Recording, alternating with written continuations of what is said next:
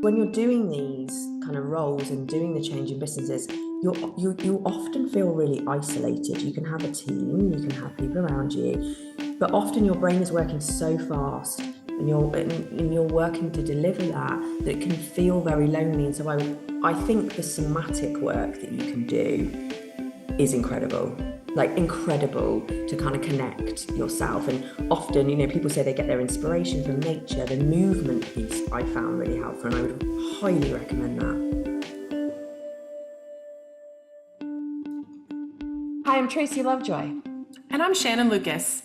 We are the co-CEOs of Catalyst Constellations, which is dedicated to empowering Catalyst to create bold, powerful change in the world. This is our podcast, Move Fast, Break Shit, Burn Out, where we speak with Catalyst executives about ways to successfully lead transformation in large organizations. Today, we are incredibly excited to have time with Christina. Hi, Christina. Hi. Yeah, we're so glad to have you. Christina is a tenured growth leader with a comprehensive background in fast-moving consumer goods, luxury fashion, and beauty, currently serving as the Global Vice President of Digital and E-commerce at Mars. As a fully fledged Catalyst, Christina has spearheaded enterprise-wide digital transformations, as well as launched her own business. Despite her dynamic career and accomplishments, Christina recognizes the importance of balance and mindfulness in her life. You know that we love that. In fact, of late, she's been on a quest to be more intentional, embracing a journey towards tranquility, and while still harnessing the power of her Catalyst persona. How does she do that? By infusing her life with a sense of calmness, Christina aims to cultivate a harmonious equilibrium that honors her innate abilities while fostering personal well-being. It's so great to have you here, Christina. It's so great to be with you both. So we'd love to hear in your own words, how do you relate to the concept of Catalyst, and how does that relate to your leadership roles? Yeah, I think firstly, congrats for naming us.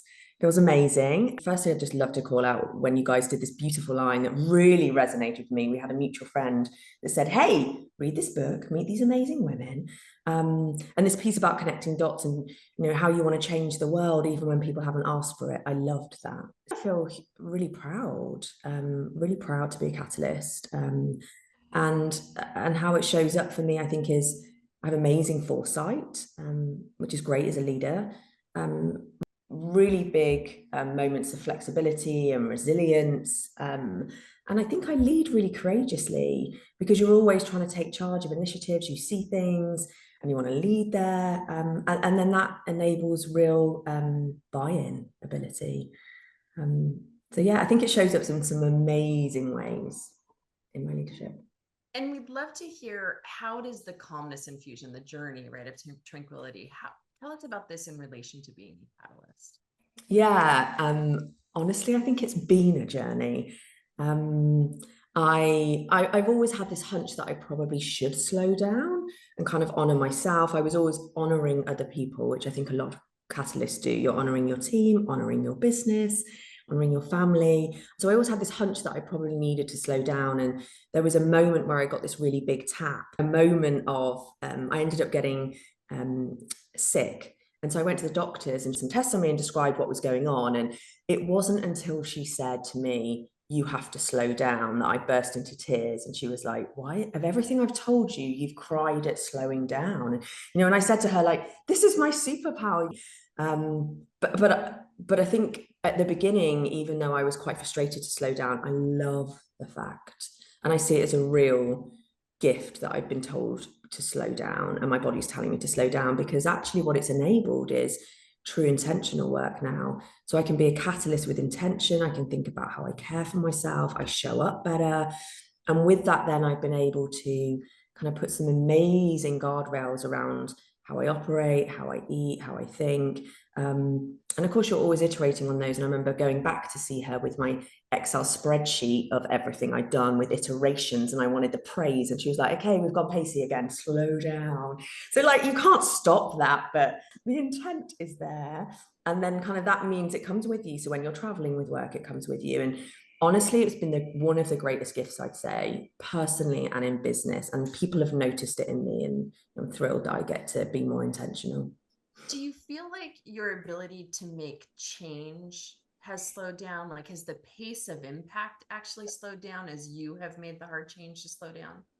That's always been Yeah. fear, catalyst fear. Yeah. You're like, what if I'm not brave anymore? Because you tie in the change, bravery, the bigness. I'm the change in a business. And you talk about that a lot in your book, that you're putting these roles by companies that expect you to make the change. And I'm doing transformational digital change, but I think lots of people are making some variation of change. And yeah, so you do fear that.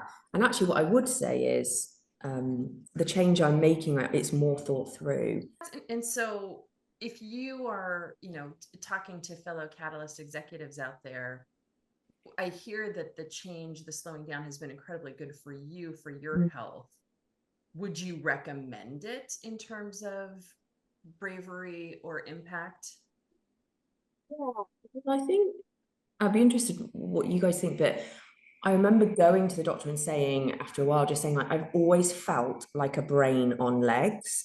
Like I felt so disconnected because when you're doing these kind of roles and doing the change in businesses, you often feel really isolated. You can have a team, you can have people around you, but often your brain is working so fast and you're working to deliver that it can feel very lonely. And so I think the somatic work that you can do is incredible, like incredible to kind of connect yourself. And often, people say they get their inspiration from nature. The movement piece I found really helpful, and I would highly recommend that.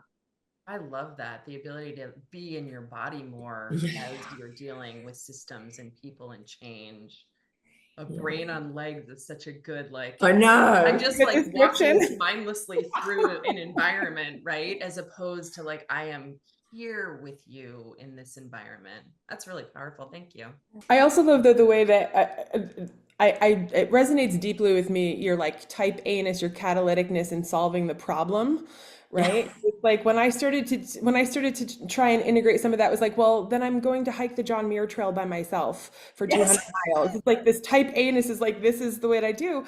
But I also, and we talk about this in classes, the ability to iterate, to apply some of those catalyst superpowers to create the change in your life that you want. And it's like, okay, so yoga on Tuesday morning didn't work. Maybe it's in the Wednesday evening or whatever is going to work with me. So I love the intentionality and focus of your catalyst superpowers on solving that problem.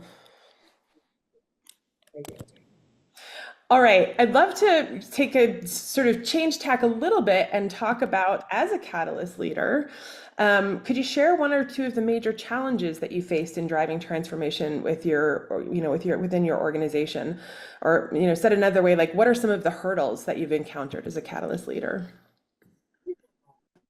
First of all, you have to look at the size, and often that comes with decentralization or non-decentralization, because that really impacts like how you go about that transformation. You may have bigger stakeholders, you may have bigger stakes at play, and the autonomous nature of a company. And now I'm in a huge, big FMCG company all over again, which is, I started off at Unilever as a kid, and I'm like, whoa, I'm back here. And in between that, I've had this like beautiful, like autonomous business owner moment that I really struggle with. Like, how does that work for me? So I think being really aware of the size of the business and how you can impact is important. And then secondly, I think a biggie for me is this risk tolerance. We talked about it a second ago, but not many people are risk adverse, and I'm certainly not. So you either have realized you're not through doing lots of different roles and you've got a definitive blueprint, or you are like realizing quite quickly, I'm a catalyst and oh my goodness, I can do, this is who I am. So I think, the manner of how you bring everybody on board and kind of calm those moments of like, don't worry, I've got this, if you want to call it psychological safety. But these are big moments that put a lot of strain on you. And actually, I'm saying strain, but actually I also find them quite fun because you're trying to break that behavior of a company. Again, you go back to your A-type iterative moment of how do I do this? Yeah.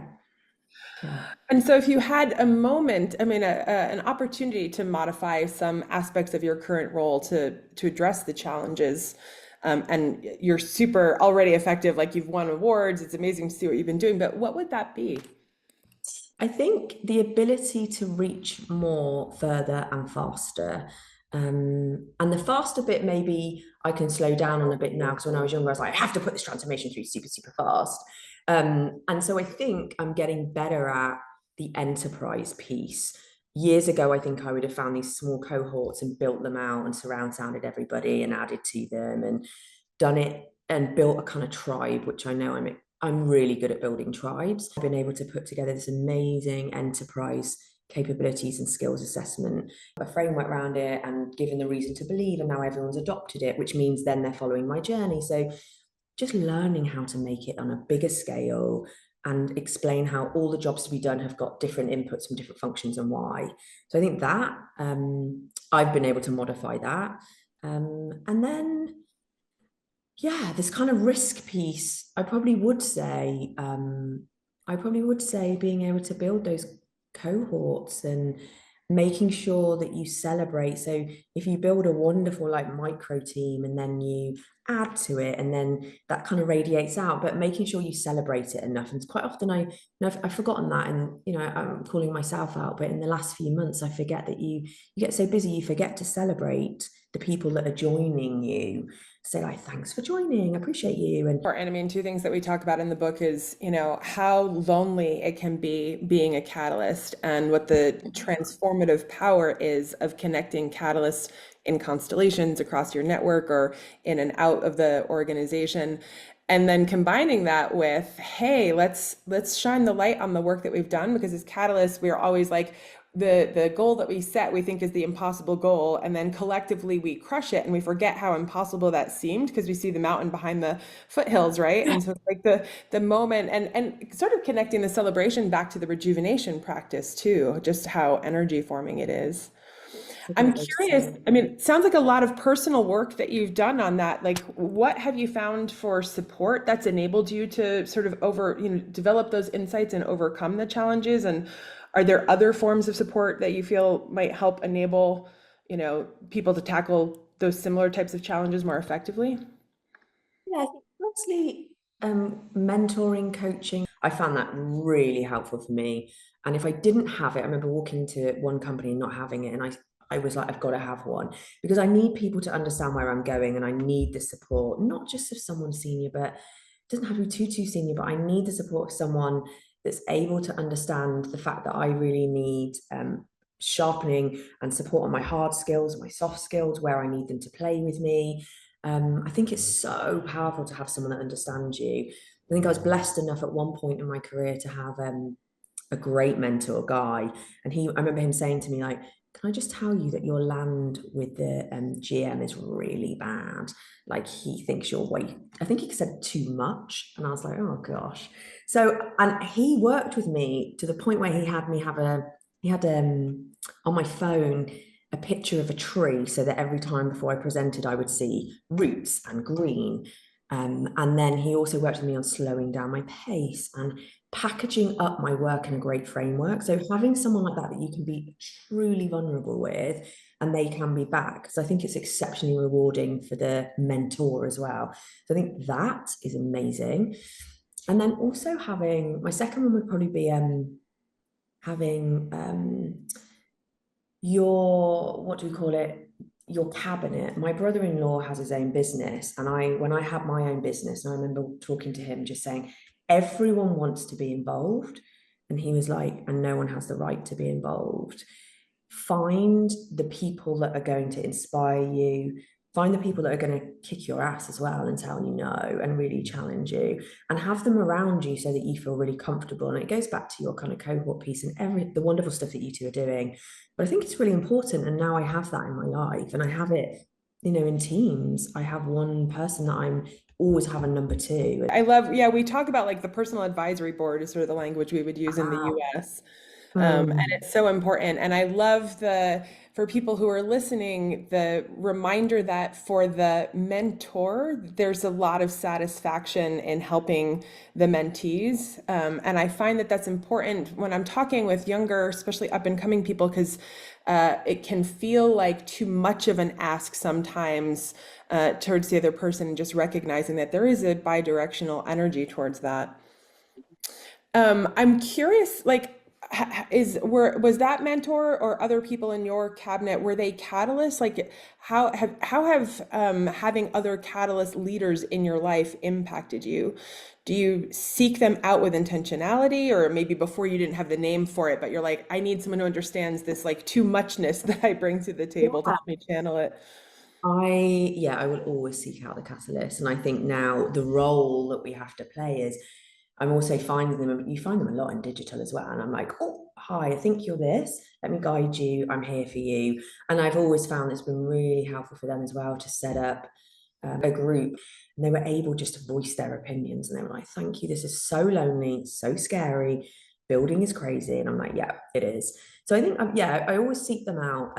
But I actually would say I get my best insights from people that are the absolute opposite profile of me, because I think I've had the same profile of a number two for the last probably 10 years.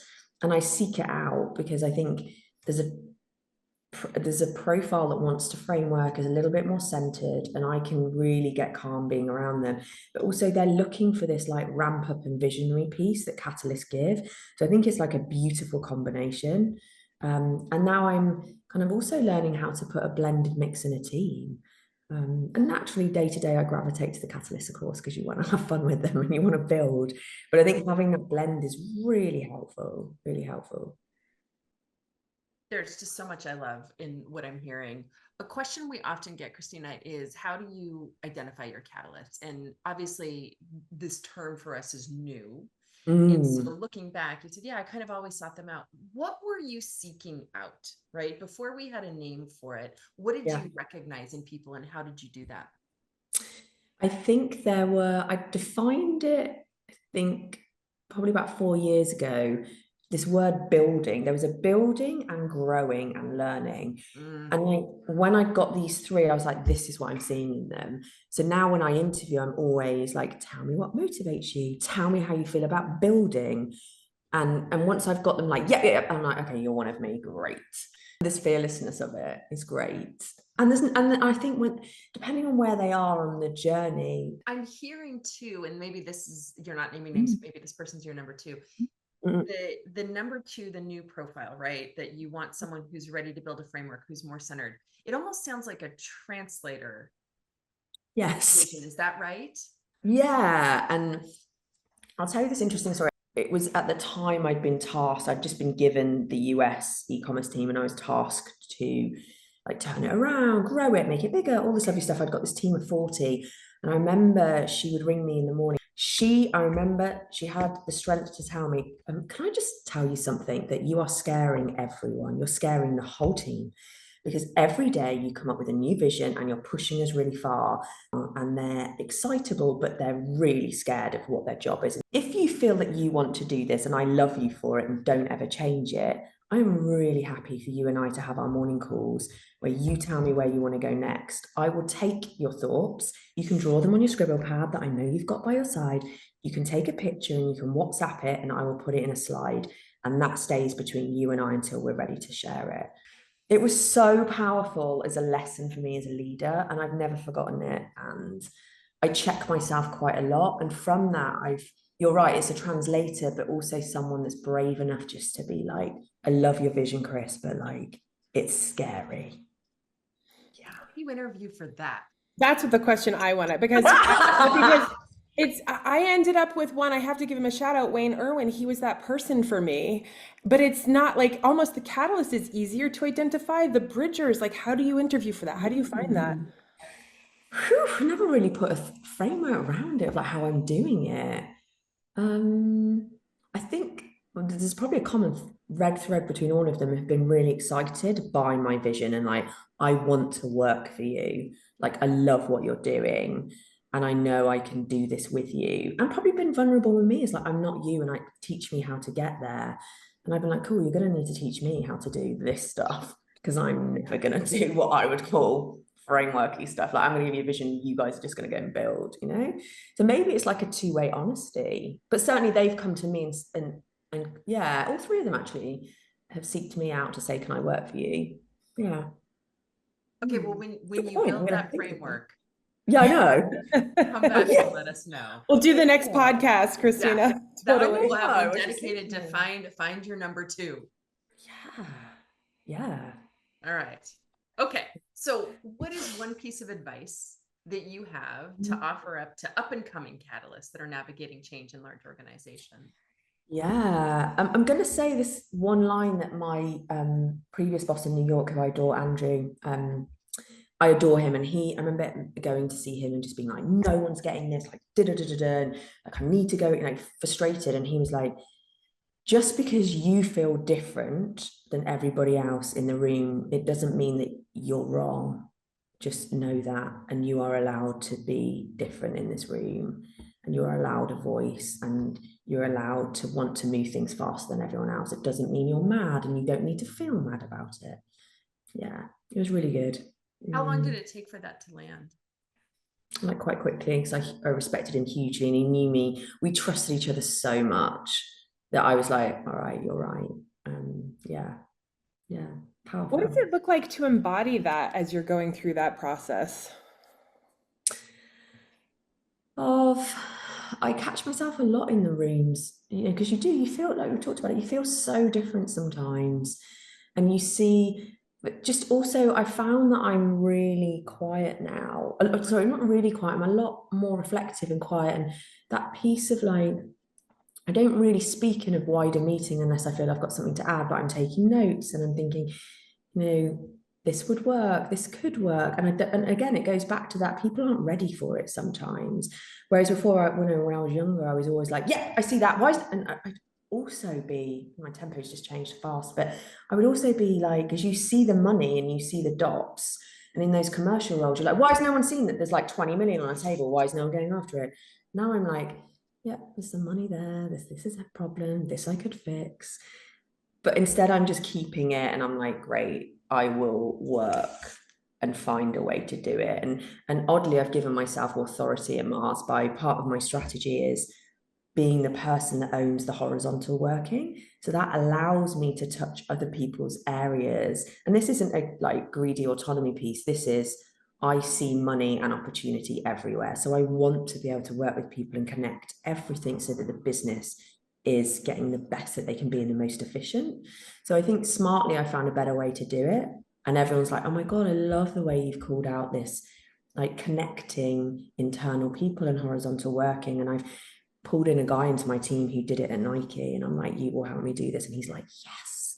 So I think it's just more like intentional and maybe more strategic way of doing it.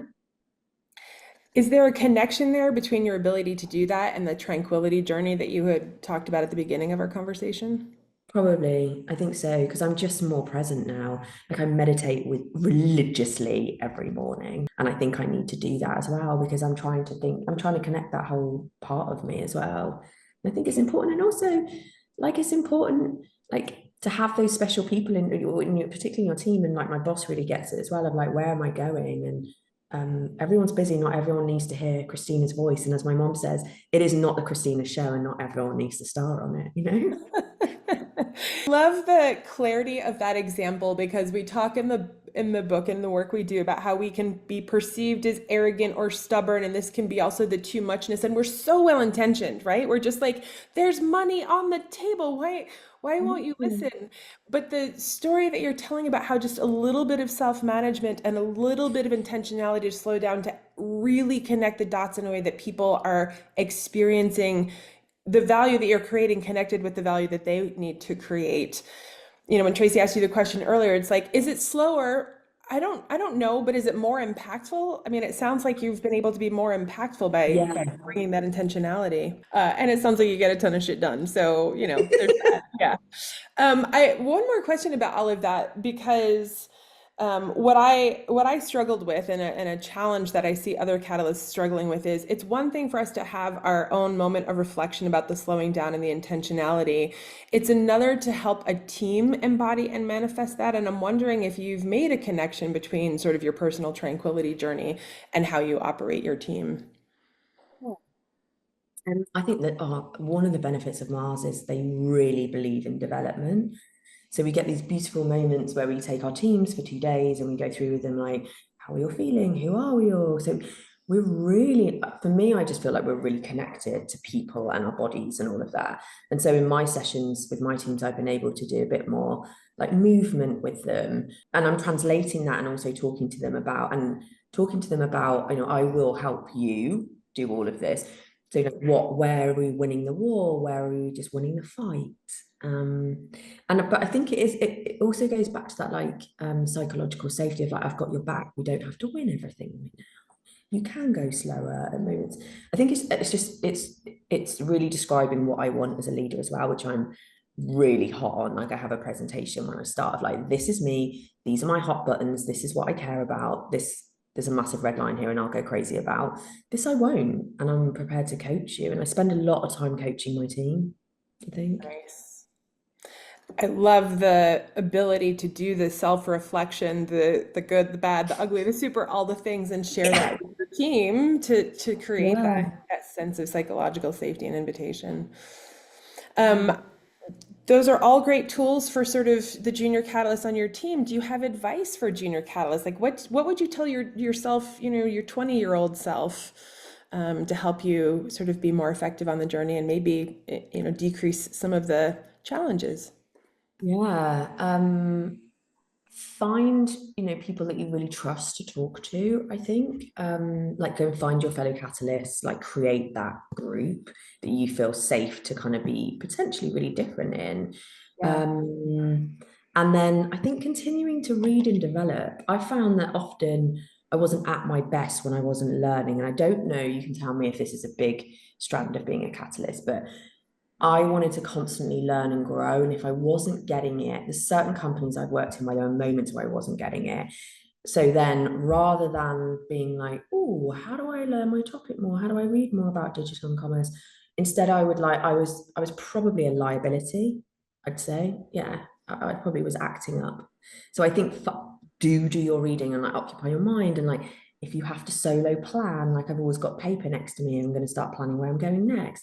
Like do that work. And then the other bit that I would say is like really, if you can, try and own being a catalyst, because really good leaders recruit catalysts because they are everything that you want, like the bravery, the strategic thinking, the in the weeds of the work, like the really great high-low that Jeff Bezos always talks about. And so I think like really own that, because that's what we're all trying to recruit on now. Like this is our time. This is our time, catalyst. Time. It really is. So like be honest and own that. I see so many people, like I'm sitting with friends where they're like gone for this job and this, and I'm like, oh my God, that's so not you. Why did you say that in an interview? And they're like, that is great advice. I think that's really great advice for be you, don't fit, because that'll definitely, it's hard enough to find a great place for a catalyst to work right now. yeah. So do yourself the favor of starting off a line. All right, last quick question.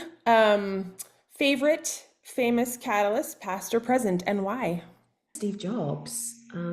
I just think he was really clear on his vision. I love his Harvard commencement speech on joining up dots.